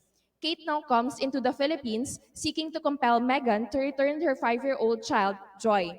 However, Kate maintains that such removal was made in breach of their custody rights. However, in the Philippines, same-sex marriage is not recognized. In effect, joint custody of same-sex parents over their adopted child is also not recognized. Article 186 of the Family Code provides that in case a husband and wife jointly adopt or one spouse adopts the legitimate child of the other, joint parental authority shall be exercised by the spouses. This means that only the husband and wife may jointly adopt and exercise joint custody over the adopted child. And as an incident of the non-recognition of same-sex marriage in the Philippines, same-sex partners cannot adopt the legitimate child of a same-sex partner nor enjoy joint custody thereof. In brief, therefore, the problem here is that joint custody rights of same-sex parents are not recognized in the Philippines. And now, this problem finds a solution under international law. Using the 7-step process, I propose that the Hague Abduction Convention may be used as a basis to secure the return of Joy to California and recognize the joint custody of her same-sex parents. So for the first step, we first identify the PIL rule. Here, we seek the application of the Hague Abduction Convention, which seeks to secure the prompt return of a child wrongfully removed and ensure the custody rights under the said state is respected by other contracting states. So for the determination of the formal and material source of the PIL rule, here the formal source is the international agreement and the material source is the text of the convention itself, which reads Article 3, the removal or retention of a child is considered wrongful where it is in breach of the rights of custody attributed to a person, an institution, or any other body, either jointly or alone, under the law of the state which the child was habitually a resident immediately before the removal or retention. So this convention is binding in the Philippines since the country is a party to the convention, more specifically with the Senate concurrence on February 1, 2016, and the instrument having been deposited on March 16, 2016, and entered into force on June 1, 2016. For the fourth step, as an international agreement, it is domesticated by virtue of the transformation clause in the Constitution. So, since the present PIL rule is embodied in a treaty with the Senate concurrence to the presidential ratification, it has the same status as a statutory rule, and therefore it is on the second tier on the hierarchy of rules in the Philippine legal system. In this case, the domestication of the PIL rule fills the gap in the Philippine rules as it provides for such legal right, obligation, remedy, relief, defense, or immunity. More particularly, it creates a relief for the return of a child under joint custody of the parents, and it recognizes the joint custody rights of the same-sex parents. Lastly, with this, I respectfully submit that the Hague Abduction Convention may be used as basis to authorize the same-sex parent Kate to secure the return of their adopted child Joy so that Kate may enjoy joint custody. Further, it is submitted that such removal of the child Joy was wrongful, having been done in breach of the custody rights afforded to the same-sex parents by the state of California, which is the state of habitual residence of the child Joy prior to the removal. Again, this is in accordance with Article 3 of the Hague Abduction Convention, to which the Philippines is currently a party. That would be all for my presentation, and now I turn over the floor to Ms. Dolanas.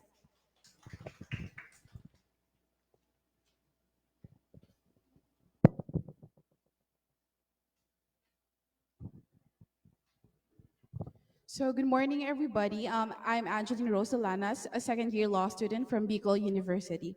So my case study applies Hague Abduction Convention as basis to compel the mother to allow her former spouse to exercise his right joint custody over the child. So this study involves the New Zealand citizens where a Kiwi father's right to joint custody was violated when his 6-year-old child is unlawfully brought to the Philippines. So Keith and Mary Jones are citizens of New Zealand and have been living a fruitful marriage for 7 years. However, due to indifferences and mental cruelty having been received by Keith from his spouse Mary, he filed for divorce. Consequently, Keith filed for a petition for the custody over their 6-year-old son, Rain. The Family Court of New Zealand granted joint custody over the spouses Mondays to Fridays to Keith, the father, and during weekends to the mother, Mary. Unfortunately, sometime Monday came, but Mary never returned their son to Keith. It was previously learned that she brought their 6-year-old son to the Philippines, depriving Keith the joint custody rights granted by the Family Court of New Zealand. So under Philippine laws, Article 213 of the Family Code provides that in case of separation of the parents, parental authority shall be exercised by the parent designated by the court. The court shall take into account all relevant considerations, especially the choice of the child over 7 years of age, unless the parent chosen is unfit, and that no child under 7 years of age shall be separated from the mother unless the court finds compelling reasons to order otherwise. So we all know a decree of divorce of foreign spouses is not recognized in the Philippines, and on the same tenor, a joint custody or right as disputed in this case cannot be recognized under Philippine laws for the subjects in this case are foreigners. The convention can compel the mother to return the child, so the divorced father here may exercise his joint custody rights granted pursuant to a parenting order issued by the Family Court of New Zealand.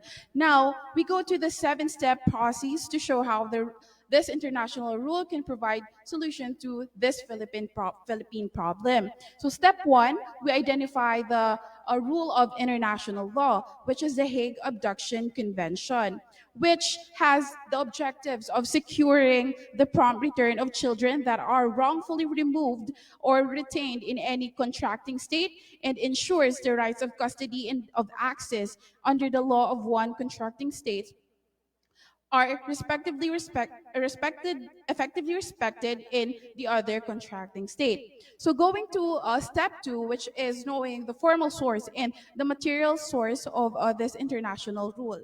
So as formal source, this rule was created by international agreement, and the material source as provided in Article 3, which provides for what is considered as wrongful.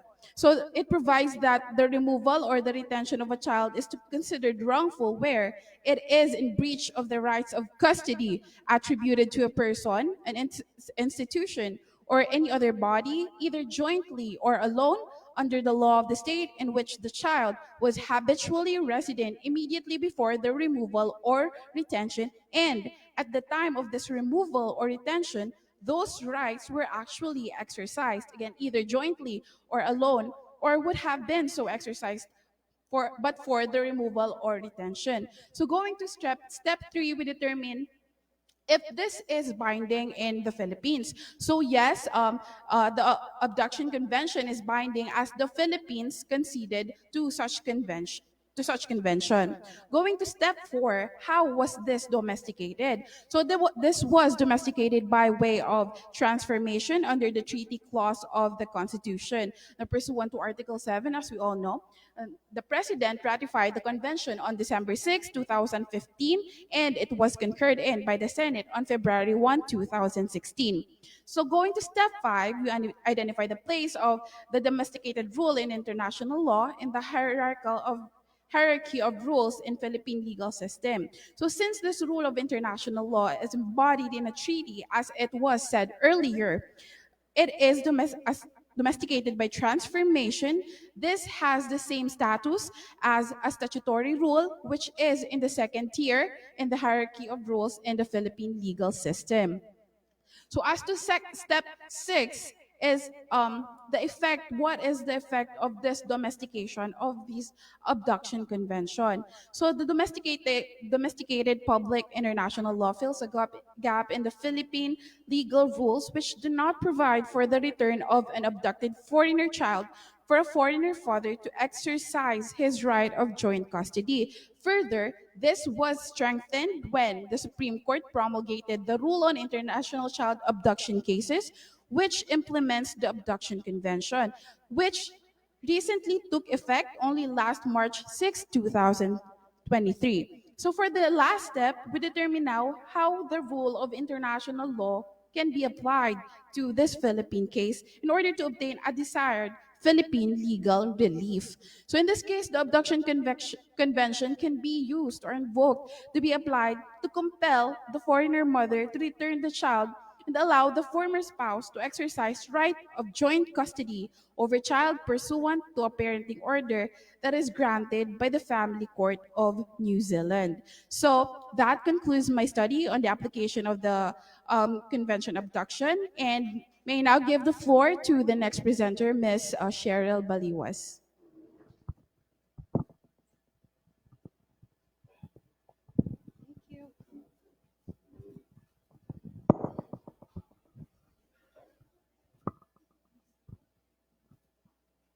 Good morning. I am Cheryl Baliwas of Bicol University College of Law, and this is my case study on the use of Hague Apostille Convention as basis for relief for a father who has no right of sole custody of his non-marital child.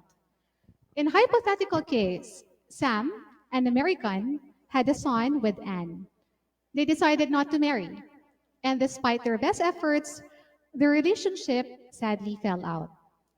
In an extrajudicial agreement made in California, they agreed that Sam will have the sole custody with their son, being more fit to raise their child. Anne, however, later had a change of mind. She brought their son in the Philippines, knowing our tender age principle on custody of a minor. Now, Sam seeks to take custody of their son. In the Philippines, however, the Family Code, Article 176, dictates that, and I quote, illegitimate children shall be under the parental authority of their mother and shall be entitled to support in conformity with this code, unquote. Further, the Philippine law is silent on the rights to exercise parental authority of a father over a non-marital child. Leaning on the international law, I submit that Philippines, the Department of Social Welfare and Development specifically, acknowledge the extrajudicial agreement between Sam and Anne. Going through the Palacios 7-step process, the step 1, the identified applicable rule to the problem is the Hague Apostille Convention.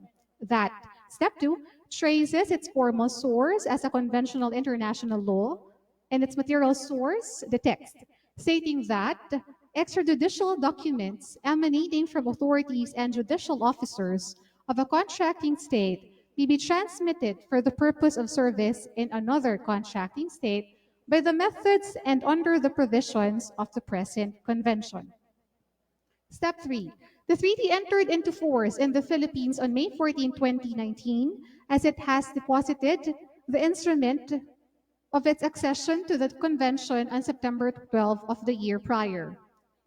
Absent Senate concurrence, though, the apostille was, step 4, domesticated in the Philippine legal rule by way of transformation when the President signed the instrument of accession on April 3, 2018, thereby making it an executive agreement.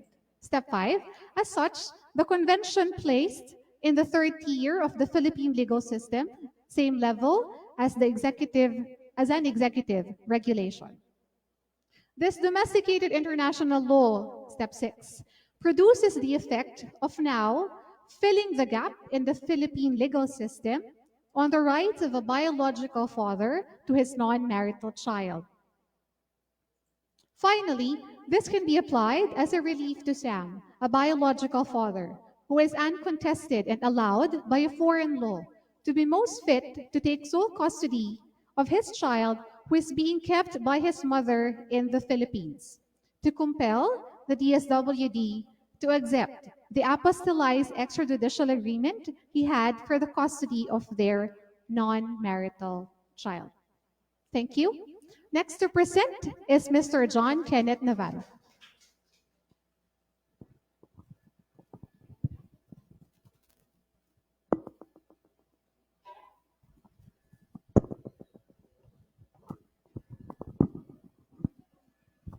Thank you, Cheryl. Good morning, everyone. I am John Kenneth Navarro, and my topic is the Hague Service Convention as basis to authorize the service of an extrajudicial document abroad by electronic means. The problem that I want to address is in my case study is the gap in the Philippine rules for the said service of an extrajudicial document abroad by electronic means for the purpose of effecting an alternative way in the addressee's proof of receipt. So the structure of the alternative channels of transmission in the service convention is broadly worded and accommodates the varied methods of service in different jurisdictions. Recently, technological advances have also been examined in light of the service convention. Such development includes electronic court filings, the admission of electronic documents and evidence, and relevant to this study, the notion or the expanded notion of service of process. In fact, one U.S. district court has gone as so far as to serve process on the defendant by email and 2 social networking sites such as Facebook and LinkedIn for a defendant in Turkey. Countries that have acceded to the Hague Service Convention may serve abroad extrajudicial documents in civil or commercial matters through its main or alternative channels of transmission. The provision of the convention provides that the method of service shall be prescribed by the requested state's internal law. Several state jurisdictions, such as in Australia, allow the service of extrajudicial documents by electronic means, such as through email or social media messaging applications. Following this rule, a demand letter for payment by a Filipino creditor should be authorized to be served by electronic means to a debtor who is a resident of the requested state. This is based on the convention which has been domesticated and has become part of the Philippine legal system. Applying this study in this hypothetical case, Albert and Eric are childhood best friends. Albert loaned 1.5 million pesos to Eric for the latter's use in his job application in Australia. The said loan was documented in a promissory note but without specified due date and signed by the debtor Eric. 6 years have passed, but Eric failed to comply with his obligation to pay. After numerous attempts of contacting Eric in Australia to demand payment, Albert is compelled to seek the assistance of a lawyer to recover the payment of the said debt.